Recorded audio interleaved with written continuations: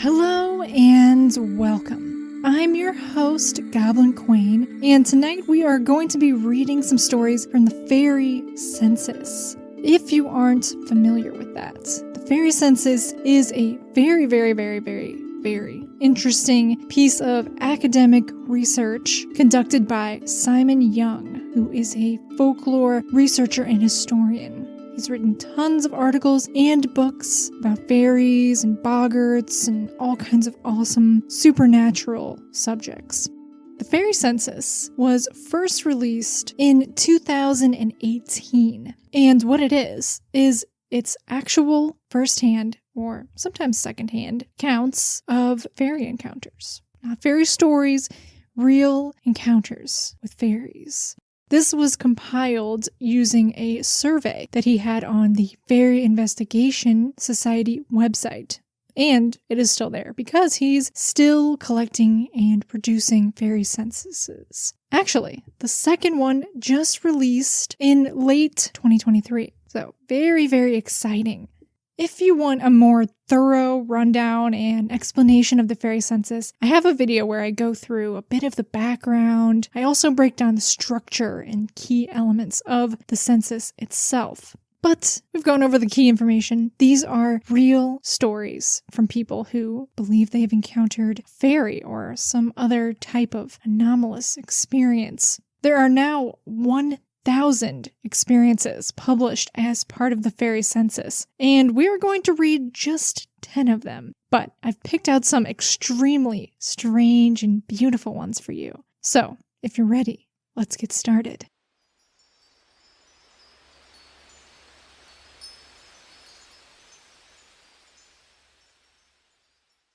This first one is from County Carlow, Ireland. This took place in the 1990s when the witness was between the ages of 11 and 20, between 9 a.m. and 12 p.m. I, a U.S. national, was living with friends at the time in Ireland. I would go for walks every morning and would take a very specific route around the property, down the drive, through the woods, over a fence, then into the fields. I'd started following this route because when I took it exactly right, the fields would feel magical and be hushed and covered in soft mist, no matter the weather. If I took a different route, going straight for the fields, there'd be no magic. Just empty fields filled with noise from surrounding roads and the sheep farm nearby. One morning, I took the normal route, climbed over the fence, into the field covered in mist that was thicker than normal, and as I walked across the field, suddenly, about 3 feet in front of me, a tiny person, about 18 inches high, jumped up off the ground and took off into the mist. It happened so fast, I'm not even sure what it looked like, beyond a tiny, skinny human with very white skin, wearing a green tunic. I got the impression it was male, but I don't know why I thought that. I felt frightened. Not haunted house, terrified, but shocked and bewildered. I checked the ground where the being had jumped up, and the field grass was pressed down in an oval shape. Then I turned and ran back to the house. I didn't go out for walks again for a few weeks, and then I started staying on the opposite side of the property, or in the woods. I think because I knew that if I accepted what I'd seen as real, then my whole concept of the world would have to shift. I tried to bring it up with the property gardener one day, mentioning that I thought I'd seen something strange in the far field, and he shushed me, saying, "We don't speak of the little people, yeah? We don't speak of the little men."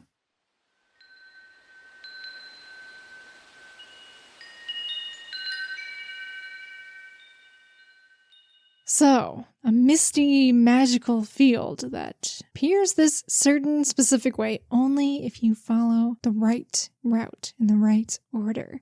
They reinstate that their description of the being was about 18 inches tall, humanoid, tiny and skinny, very pale skin. And they add that the meaning of the name of the house I was living in was Fort of the Fairies. So possibly someone had seen fairies there at some point in its history, but they didn't tell me about it.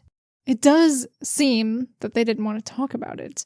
Now, I'm not exactly sure what's protocol in Irish culture, and I'm sure it differs from person to person and probably generation to generation, but there could be some superstition, especially among older folk, about speaking or bringing up fairies. because fairies can not necessarily be a good thing to have around. They can be kind of meddlesome and interfere with life and goings on of a property. So it could be that they find that it's best not to talk about them, because you could maybe conjure them or give them some sort of power by discussing them. The Irish, of course, have a long and rich history of fairy lore, and I was surprised to see that only 7% of submissions to the Fairy Census came from Ireland, but maybe this is why. Not that they don't have stories, but that they don't share them. I did ask my friend James about this, who is Irish. He's the voice you heard at the end of the story we just read. And he said he thought it was probably kind of the same thing as I thought, that it was probably generational and more of a rural thing. And from what he has heard, that people did or do, maybe in some places and some age groups or whatever it may be, did believe in fairies, but didn't pry. They left the fairies to do their own thing. And maybe there was a wee bit of fear involved, as fairies could be mischievous or even malevolent. That's definitely a main point, that you don't mess with the fairies. Leave them alone, especially things like trees associated with fairies, hawthorn trees and things like that. The author of this story also reported a profound silence before the experience, and that the event marked a turning point in her life.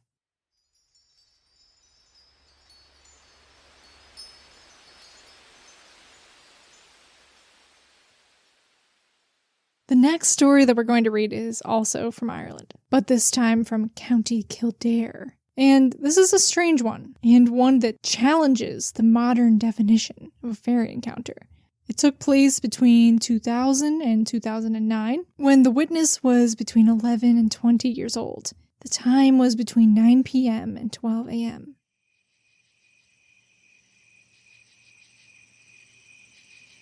It was close to midnight, likely during a weeknight.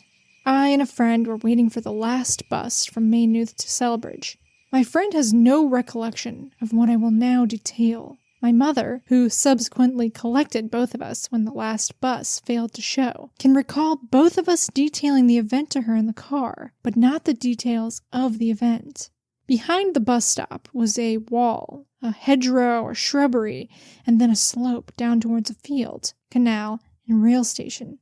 The road was illuminated by orange streetlights on either side of the road. I remember staring at the streetlights that were opposite the bus stop.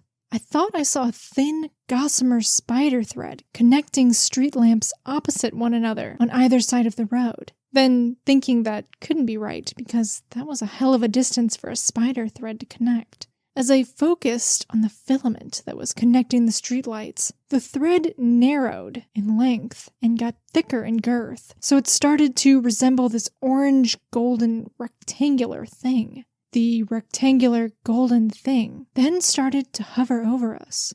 This is the point where I remember my friend becoming startled, asking me what that thing was. This is also the point in my memory where I realized something was legitimately happening. I recall the golden-orange thing landing behind the wall that the bus stop was on, and I can remember being able to put my hands into this golden gossamer stuff that was sort of spread out in the shrubbery behind the bus stop. My recollection of the memory is that the golden blob hovered away from us in a manner similar to how it arrived, but I don't know how to square the memory of being able to immerse my hands in golden gossamer, with the gossamer then reforming and departing in that fashion.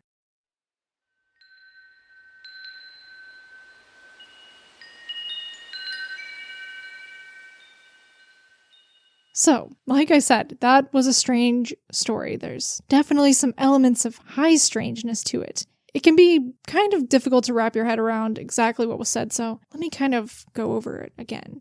So it starts with the witness observing what seems to be a thin line of spiderweb threaded from the street lamps from one side of the road to the other. And then the thread starts to draw in so that it's getting shorter and shorter, but also filling out in shape so that it forms sort of a rectangle.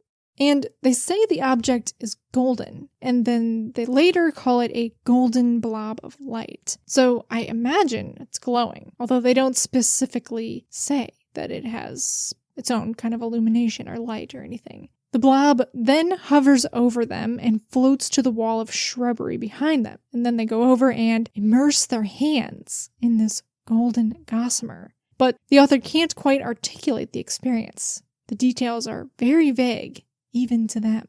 So I found this to be very interesting and bizarre, and you might find yourself wondering, how is this a fairy experience? Why is this in the Fairy Census? None of that registers as fairy to me. And actually, after recounting the experience, the author says, I didn't register this experience as a fairy or a group of fairies up until I heard about this survey. I had bracketed this as an anomalous experience. Finding the survey made me consider that maybe this experience I had exists within a broader category of phenomenon. So, they kind of even say themselves that they never really thought of it as a fairy experience. So this is an important part of the survey. This is an important point I want to make. And part of the reasoning that Simon Young is even holding this survey and collecting this information. One of the main reasons he states for compiling these surveys is to research and study and catalog the modern attitudes towards fairies. So, for example, in the past, and I'm sure plenty of people still, had a certain idea of what a fairy is and what a fairy experience is. At one point, it was that a fairy is a little miniature winged person. And Simon Young has a very good idea of where that specific fairy iteration exists in the timeline of history. For example, there was a point in time where fairies started having wings, or, people started thinking of fairies as having wings. That wasn't always the case. So now it seems that people don't think of fairies in just that one way. It's become broader and more abstract, and it's very interesting to see what people now consider a fairy experience, or just think that fairy experiences exist within a broader spectrum of experience. And you'll find that this has been the case for a while now. Different researchers such as Jacques Vallée have pointed out that there is a lot of overlap between fairy experiences and other paranormal experiences such as UFO encounters, right? So it's fascinating. It's also just a really, really cool story, I thought, right? What a strange experience to have. But it's also fascinating where it comes into fairy phenomenon and where attitudes towards fairies are at this point in time. And there are still some reports in the Fairy Census that are much more traditional, little winged Tinkerbell-like beings. And maybe we'll get to some of those. But for now, let's move on to our next story.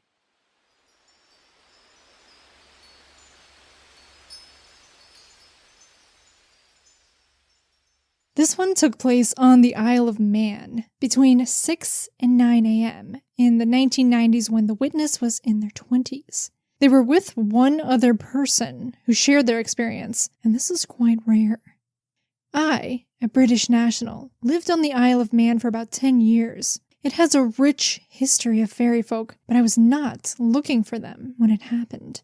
On the Isle, there's a woodland area, and my partner at the time used to go walking there every Sunday morning because the whole place felt like a church. So we used Sunday mornings as religious time, where we would wonder about the marvel of nature being so beautiful. It is almost holy. We had just got out of the car and walked approximately 100 meters into the glen, and I was looking around me to take in the peace and tranquility, when in the corner of my vision, I saw something that I obviously wasn't prepared for. The head and shoulders of a small person, approximately 1.5 meters tall, poking out from behind the tree. I then focused on it, and was amazed to find it didn't disappear, and wasn't pareidolia. There was definitely a small man observing us about 30 meters down the path. I kept my eyes on it and asked my partner if she could see him. She said she couldn't, and then was looking around the area when her face paled. I can now, she said, and we both watched a little man watching us from behind a tree. Then things got a little weird, because I never moved my eyes from him whilst I walked towards the tree, and he was there all the while. And then I was at the tree, and he wasn't, and I can't reconcile when he had gone. My mind seemed to see him all the way to his tree, but when I got there there was no trace of anything but the surrounding wood. Both me and my partner shared details of the man, and they were identical, but she couldn't tell me when he had vanished either. Every time we visited the wood after that, we looked for our fairy, but never saw him again, but always acknowledged their presence before going on our walk with a quick hello at the tree we saw him at. I thought it was funny there was a little note, if you will, a little question mark and then an exclamation point in parentheses, which was a little note from Simon Young. And he put this after when they said, then things got a little weird. I thought that was kind of funny because he was like, things are getting weird now. I think they were weird the whole time. That's a great little story. I agree with finding forests and places of nature, especially forests for me, though, to be their own kind of cathedrals. They're very still and serene. Some additional description regarding the fairy's appearance is a small man only saw head and shoulders, and he was wearing attire, a reddish color garment. So I mentioned before we read the story that it's rare for people to report having someone with them who shared the experience. In the statistics Simon Young released for the Fairy Census, the vast majority of people who submitted stories to the Fairy Census put that they were alone during their experience, nearly 60%. 17% said that they were with one other person who shared their experience. 10% said they were with one other person who did not share their experience, meaning another person was present during the event but did not see the fairy or anomaly. And only 6% of fairy experiences occur with an upwards of 3 people present. So, in short, most fairy experiences seem to occur when one is alone. And who knows why that is, precisely. It definitely helps for corroboration to have more than one person present for the experience, but that's not to say I'm doubting anyone who has had an experience alone. The witness mentions that the Isle of Man, where the experience took place, quote, has a rich history of fairy folk. And I believe them. But this is also reiterated by native author Sophia Morrison, who collected local folklore, and writes this intro to her book Minx Fairy Tales. There's at least one spot in the world where fairies are still believed in, and where, if you look in the right places, they may still be found. And that is the little island from which these stories come, Ellenvanen, the Isle of Man. But I have used a word which should not be mentioned here. They are never called fairies by the Manx, but themselves, or the little people, or the little fellows, or the little ones. These little people are not the tiny creatures with wings who flutter about in many English fairy tales, but they are small persons from 2 to 3 feet in height, otherwise fairy-like mortals. They wear red caps and green jackets and are very fond of hunting. Indeed, they are most often seen on horseback, followed by packs of little hounds of all colors of the rainbow. They are rather inclined to be mischievous and spiteful, and that is why they are called by such good names, in case they should be listening. Besides these red-capped little fellows, there are other, more alarming folk. There's the Fino de Ree, who is a large, ugly, hairy, and enormously strong, but not so bad as he looks, for he often helps on the farm during the night by thrashing corn. Then, far uglier than Fino de Ree, are the Buganies, who are horrible and cruel creatures. They can appear in any shape they please, as ogres with huge heads and great fiery eyes, or without any heads at all, as small dogs who grow larger and larger as you watch them, until they are larger than elephants, when perhaps they turn into the shape of men, or disappear into nothing, as horned monsters, or anything they choose. Well, that's definitely a fascinating glimpse into Manx fairy lore. Sadly, a very small amount of submissions come from the Isle of Man. Only 1% of all of the submissions in the Fairy Census from the British Isles are from the Isle of Man. Perhaps this is because, as Sophia Morrison says, it's dangerous to speak of them.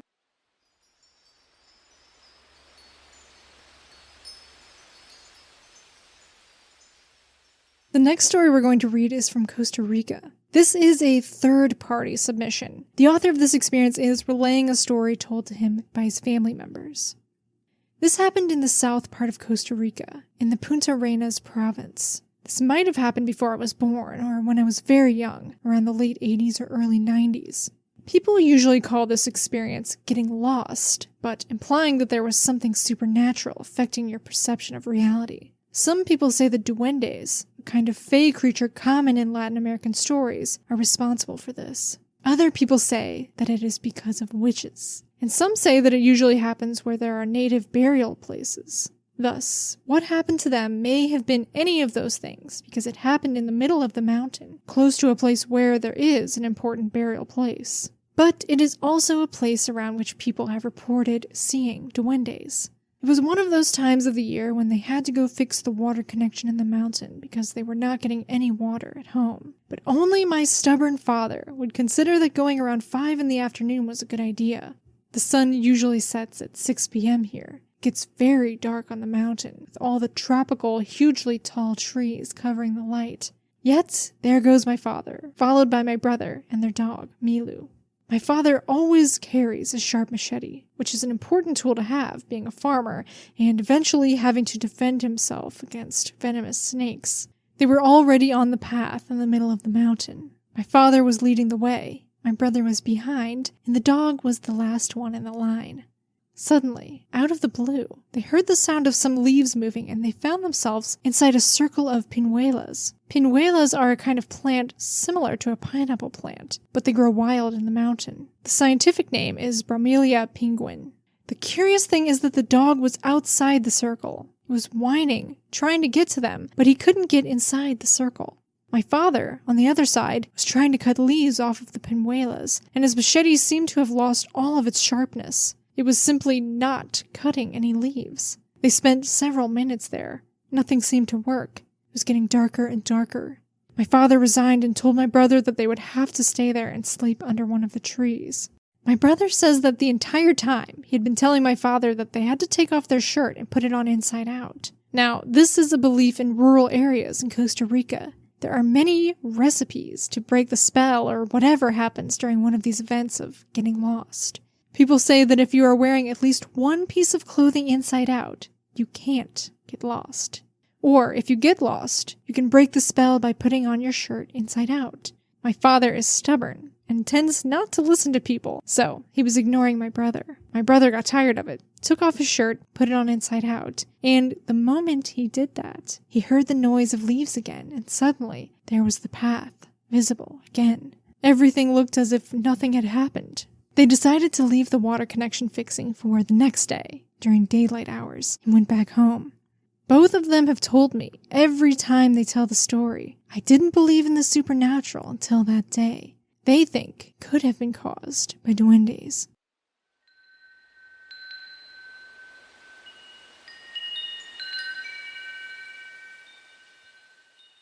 I've heard of duendes being associated with goblins, and it even being kind of a translation for goblins, but also just having that same nature, being mischievous, being tricksters.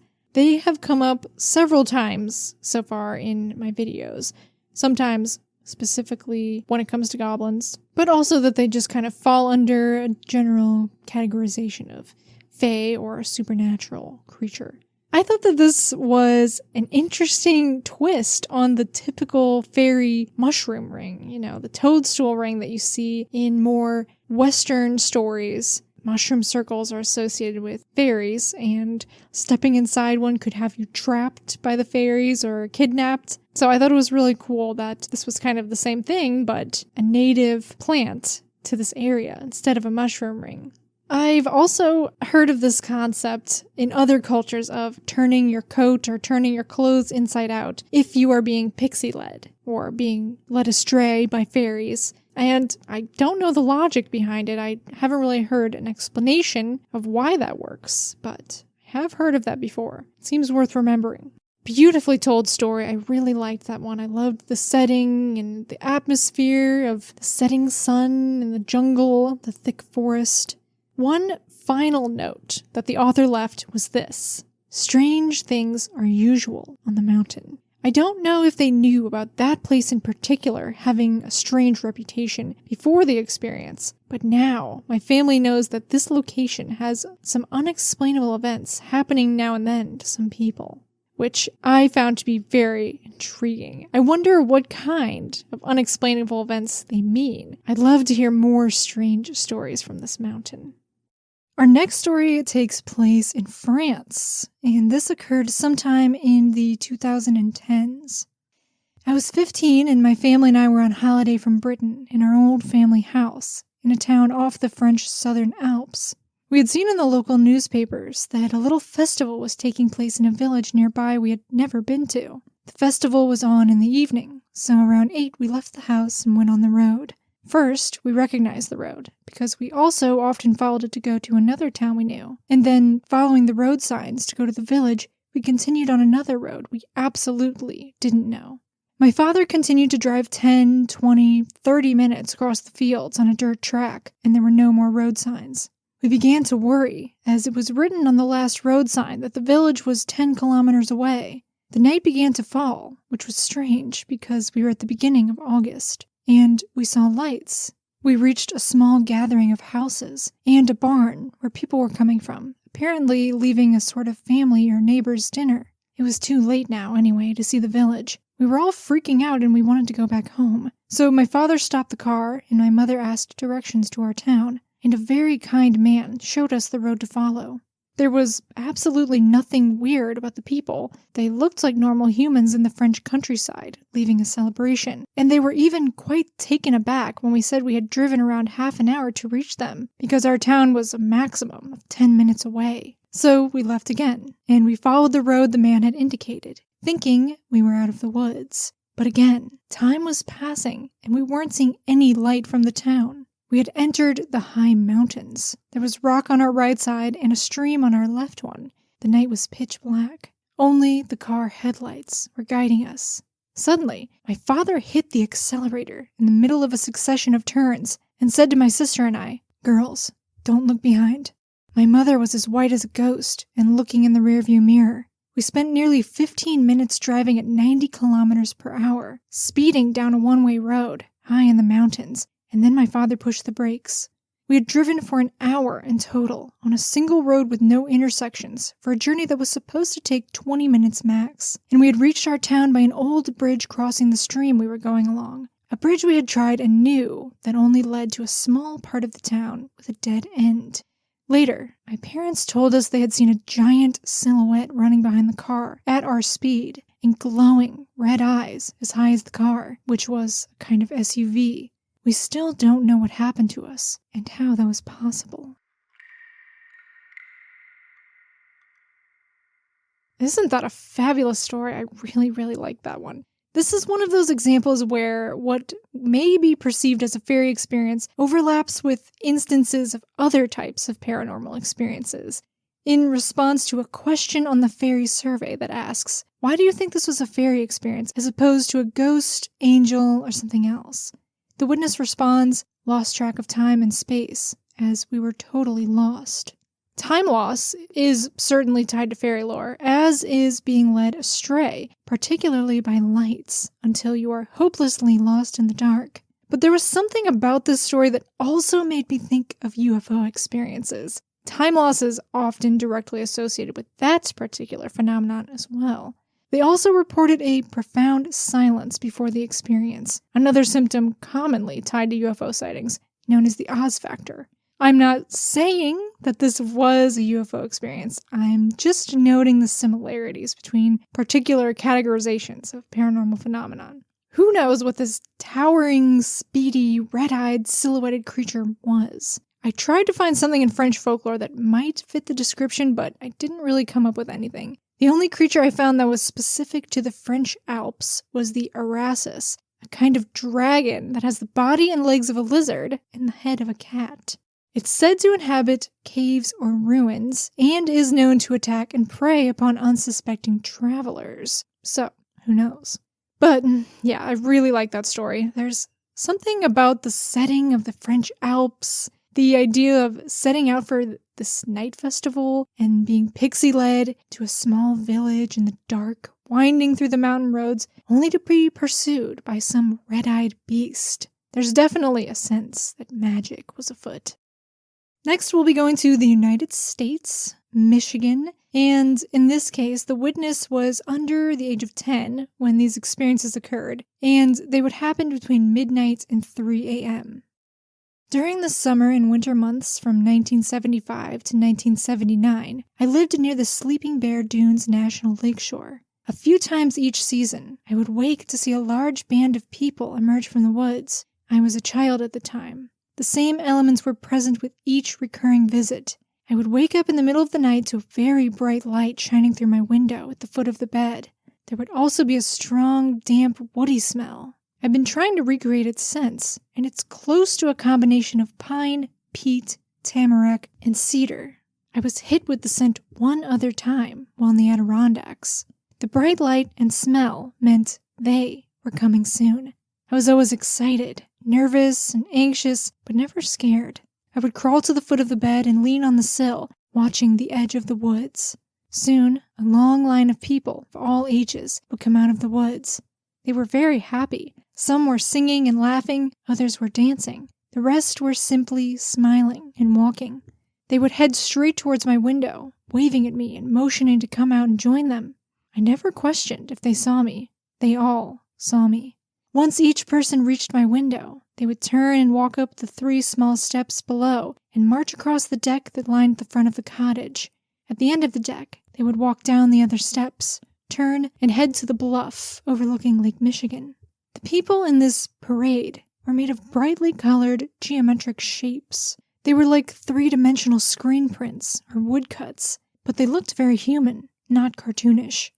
This area is considered to be sacred land with a strong native history. Some call it the freshwater Bermuda Triangle. Near the property, a family member once found the remains of an underground house used to shelter a handful of shipwreck survivors who made it to land during the winter.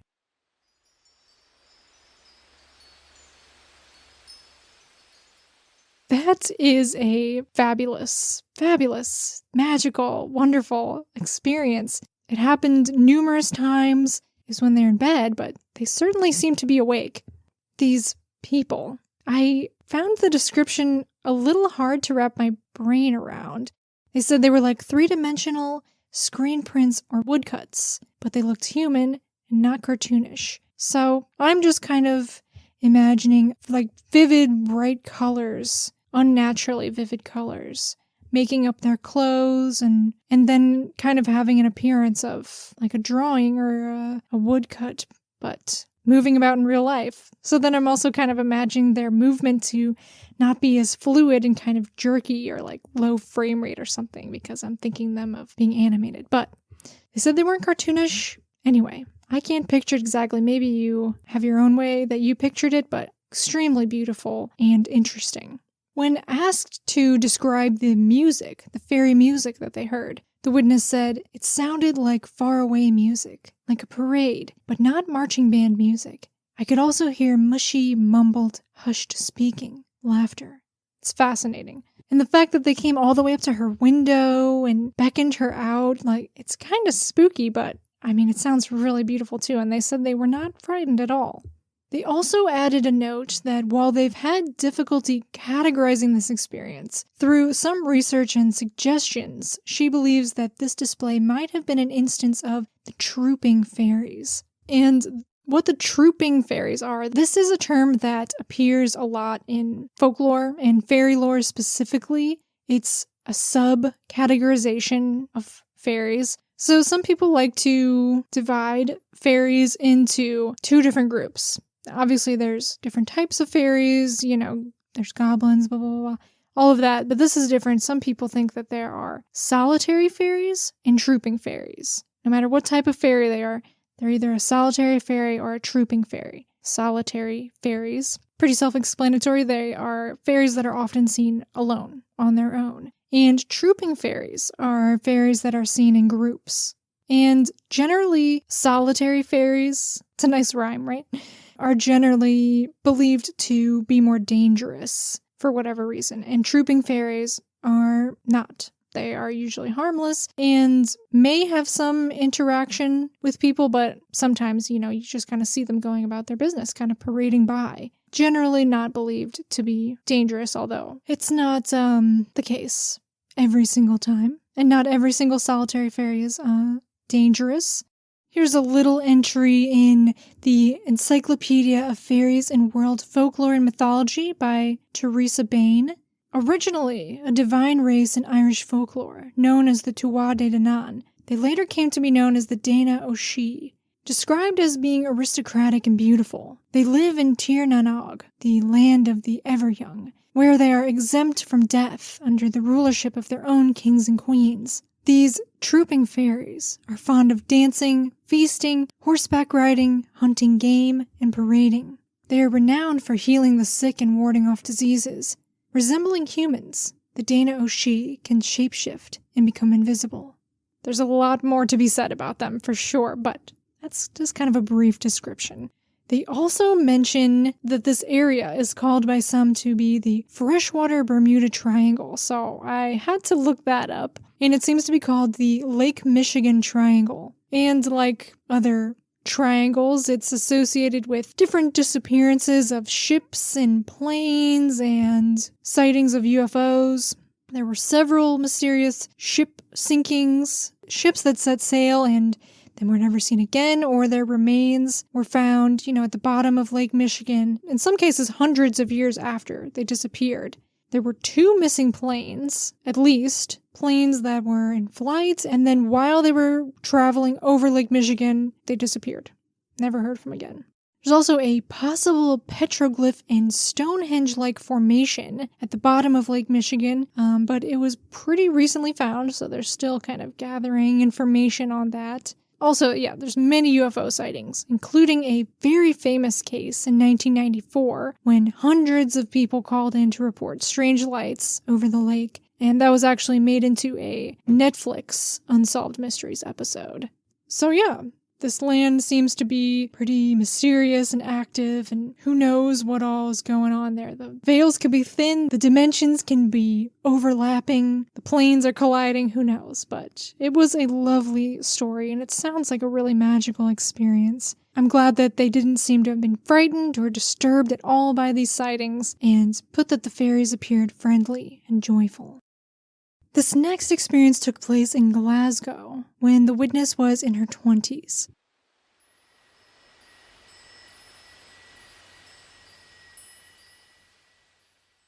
Glasgow, 1998. It was late afternoon in the city. After many weeks of intense work, I was completely relaxing in my third-floor tenement flat. From my lounge, I could look out across the city roofs and observe the sky.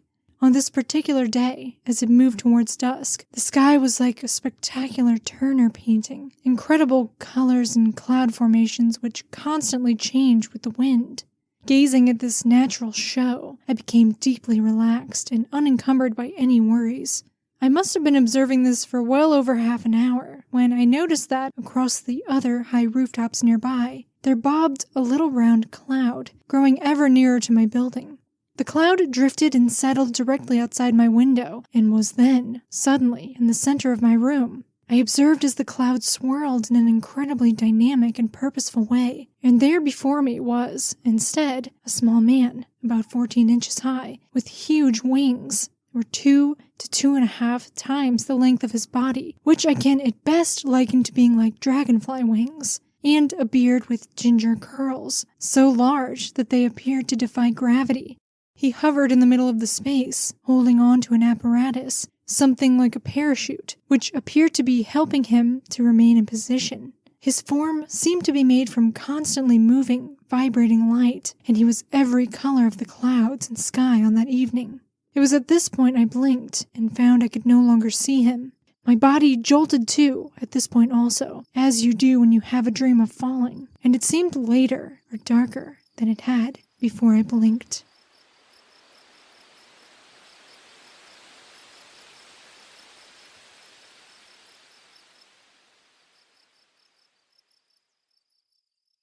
So I was immediately struck by this story when I read it. Not only because it's so interesting and bizarre, but also because it bears some very intriguing similarities to another strange fairy experience I read in a previous video. That video is called UFOs, Fairies, and Shape-Shifting Dogs. And in that story, It also takes place in the UK. I don't think it says where exactly. But a man who is a child at the time is laying in his bedroom, a bedroom he shares with his grandfather, and he's just looking out the window. Actually, just a little crack in the window, I think, between the blinds or the curtains. And he sees a little round cloud coming towards the window. And then he sees that there is a man riding the cloud. Or several, actually. There's kind of a succession of clouds. And then the cloud enters his room, and there are men there with beards, and they're holding tridents. It's a great story. You should read it. I mean, you should listen to it. You can also read it because it is in the Fairy Census as well. I did come across it, so I'm glad that the witness submitted it to the Fairy Census. So I just thought it was really interesting that there were similarities with this tiny cloud, and the beings had similarities to them, but just such an odd experience. But I mean, you can tell how vivid it was. All these details. A further note that the author writes about this particular experience is, my understanding now is that fairies are distinct beings, not one and the same being which appears in different guises to suit the observer. Having since researched what I saw, I believe him to have been an air sylph. Why an air sylph chose to come to me that day, I still don't know. Sylphs, they call them air sylph, but that's kind of redundant because a sylph is an elemental being associated with air or wind, and elemental is a term that is frequently used to describe fairies. And I feel that most people associate fairies with the element of earth. It's also interesting because fairies do fly. Well, some of them. But myself, I think of fairies as earth creatures directly tied to the earth. Of course, defining and categorizing these types of beings can be confusing, and maybe it's even futile, although us humans do have a compulsion to do so. In response to what their personal beliefs on what fairies are, the witness writes, in my opinion, fairies are beings who exist on another layer of reality to us, whom are made from a lighter, more immutable substance than ourselves.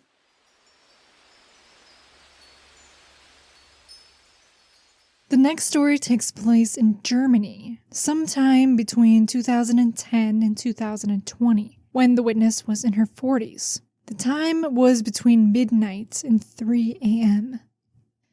My fiancé and I went to bed at around 11 p.m. During the night, I was woken up because someone was pulling at my bedsheet repeatedly. I thought it was my fiancé.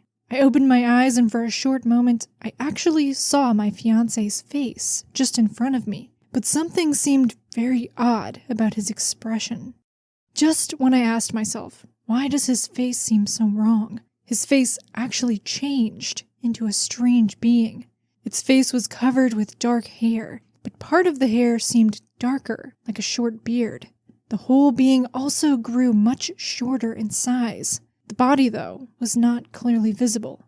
It had a huge grin. I felt frozen with fear and did not dare to move. I was also not physically able to close my eyes. I just had to look, and felt as if I did not blink once. At the same time, I had the feeling that the being was rather mischievous and strangely amused about my puzzlement. Still, I had the feeling that it might do something wicked if I would react somehow wrong. The face was about 20 centimeters distant from my own and seemed to protrude out of the wall beside my bed. Then the being slowly vanished. It seemed to fade. Even though the room was rather dark, I saw it very clearly, far too clearly in its expression, right in front of me. After it had already vanished, I still felt frozen with fear and did not dare to move.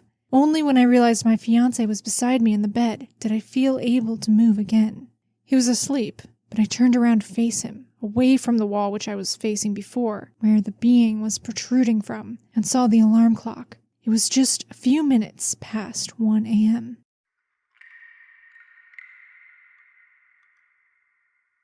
So that's different. The image that came to my mind when they described this being was the universal wolfman, that face.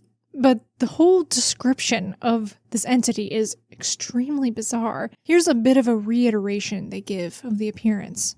In its final shape, it was smallish, infant-sized, and covered with hair, but it seemed very human despite all the hair. Some of the hair in its face seemed darker, almost like a short beard. Yeah, so it reminded me of the old Universal Pictures Wolfman. A human face totally covered in hair and grinning like a Cheshire cat. It's always creepy when a being is seen grinning in malicious amusement at a person.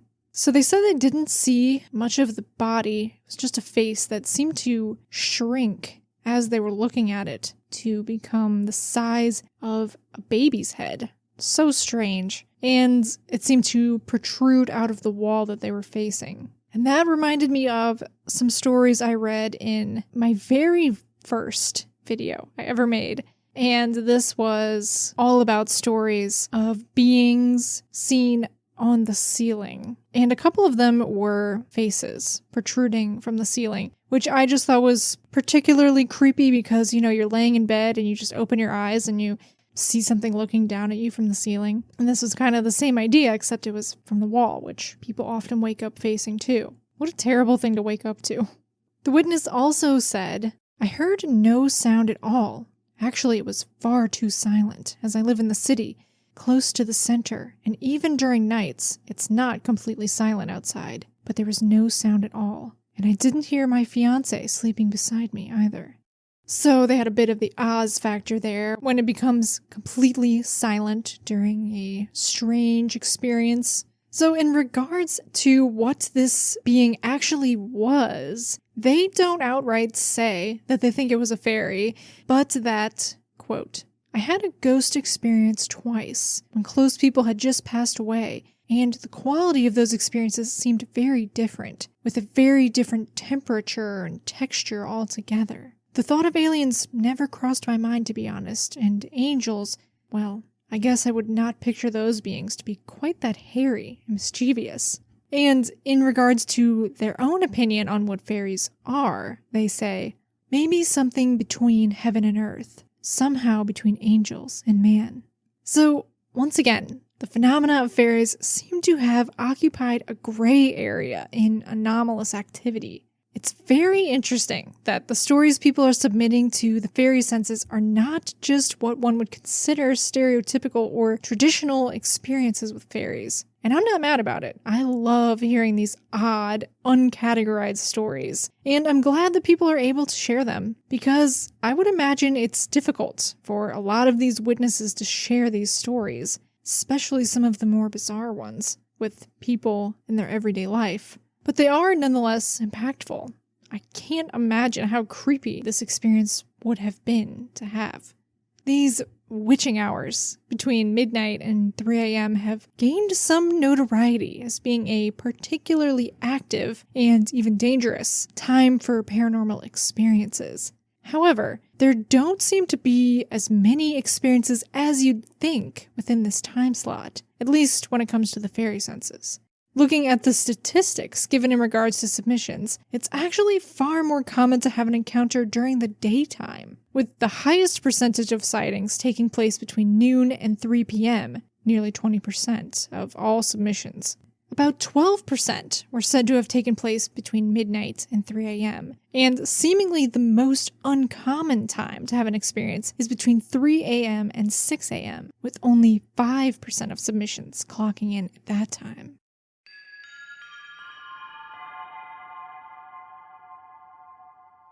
All right, moving on to our next story. We're heading back to the US, this time to Minnesota. And this experience took place sometime between 2010 and 2020, between 9 p.m. and midnight.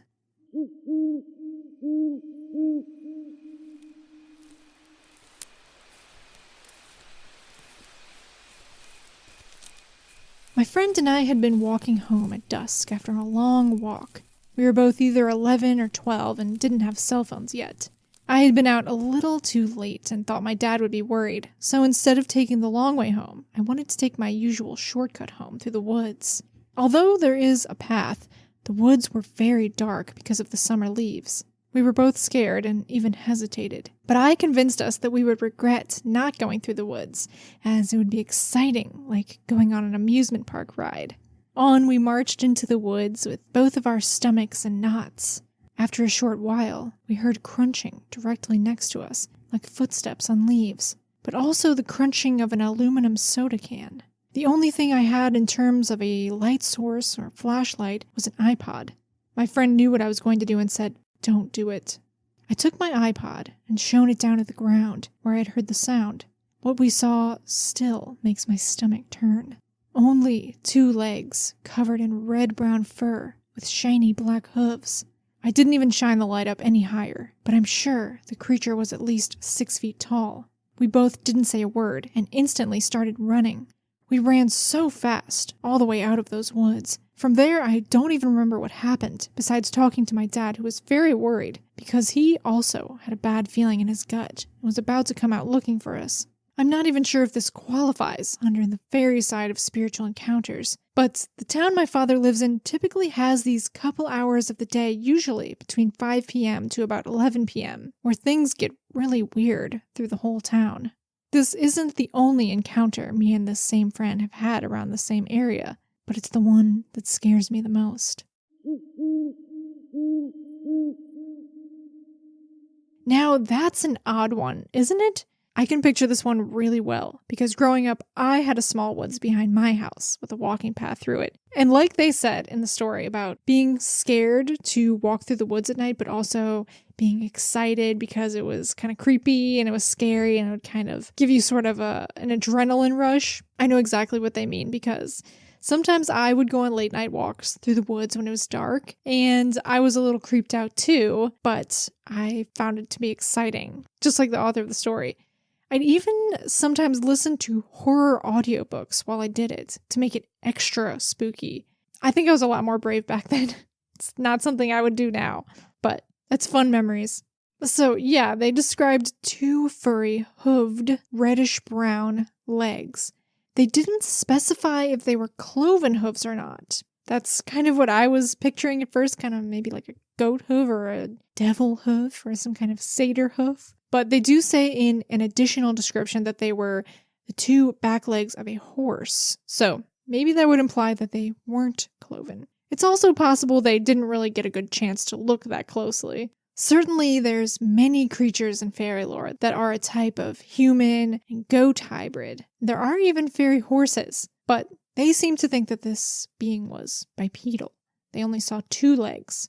And I must say, I am intrigued in regards to this mention they make of the town where they lived, and how things got really weird between 5 and 11 p.m. I'd love to know exactly how things got weird, and if that's something that's established among the town's residents, or if it's just something that this person has picked up on. Sounds like it would make a good Stephen King novel or something. The town that gets really weird between 5 and 11 p.m. All in all, a brief but interesting and atmospheric story.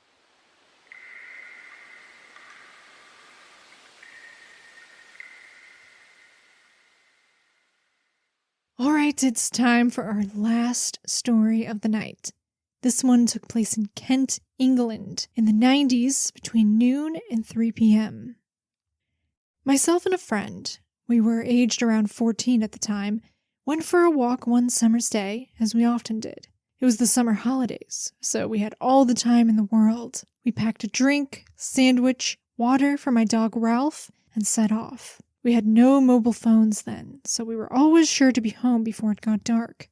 We walked and talked about everything and nothing, as teenagers do.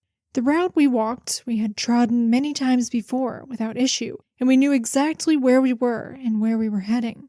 Our path took us across fields with horses, down narrow, hidden public footpaths lined with bushes, and alongside a stream. It was quiet, and the birds were singing and the bugs buzzing about. All of a sudden, we realized we were no longer on our path, and in a place we had never seen before. An old house stood to the left of us, but we were within an apple orchard. Beehives dotted around the left-hand side of the house. A dirt path went in between 2 trees to the right of the house, so we decided to follow on. The place had a strange feeling. Not scary, just out of place, perhaps, and old. It was now silent, and it also, in hindsight, seemed to be autumn there, although it was actually midsummer. We didn't realize this until afterwards. We carried onwards down the path through the orchard. After a few moments of confusion as to where we were, We didn't see anyone as we walked through the orchard. The path seemed to go on a long while, until we suddenly appeared to step out into a shaded, open woodland glade covered in bluebells. The sun shone through the trees. It was beautiful and peaceful. It really made us gasp, as it was so amazing. The air was warm, and the scent of flowers was strong. There was a really tiny, abandoned chapel building to our left, and then just bluebells as far as we could see. We were captivated and decided to find a spot to sit so we could have a drink and eat our picnic. After maybe 10 to 15 minutes, we suddenly became aware of music playing somewhere in the distance, far away yet close at the same time. It was some kind of flute, almost like medieval minstrel-type music. At least, that's the closest I've come to describing it. We stopped talking, both looking across the glade in the direction it was coming from, and just listened in silence. Even my dog Ralph was aware, as he stared in the same direction, frozen to the spot. Suddenly it seemed to get louder and closer, as a great gust of wind blew right in our faces all around us. The music seemed to be in the wind. It was an unnatural wind. We felt almost surrounded, as if being pushed by this wind. We both let out a scream, and Ralph began to bark. We were terrified and no longer felt welcome. We grabbed our belongings and ran as fast as we could, the wind and strange music billowing after us still. We ran back through the orchard, past the house, and back onto the public footpath. My dog Ralph barked as we ran. Once we knew where we were, we stopped to discuss our experience. We both thought we had stepped into some other time or place, and both of us said we thought it was fairies, a time slip into their world. Until the wind had chased us away, we were happy, peaceful, and relaxed, even though it was strange. The wind and music did scare us, though. It was as if we had overstayed our welcome, or had happened to be in a place we shouldn't have been, by chance. We tried multiple times to find the house and the orchard with the beehives and the woodland glade again, but we never could. No matter which end of the footpath we came from, where we had been that day, it just didn't exist. Myself and my friend have never forgotten what happened that day. I can still remember each and every detail. Although we didn't see any physical beings, we just knew it was the Fae, almost like we could see them and feel them, but with our inner eyes. My dog Ralph absolutely saw them, though, as he reacted so strongly. It was an amazing experience that I shall treasure as long as I live. Even though it was a bit scary, they didn't hurt us. It was more of a, you shouldn't be here feeling.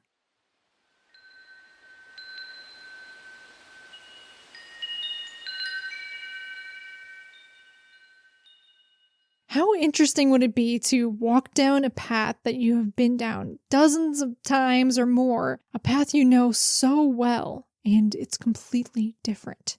I can't imagine how bewildering that would be, and enchanting. They do seem to be kind of enchanted, right? And compelled to walk further and further down the path.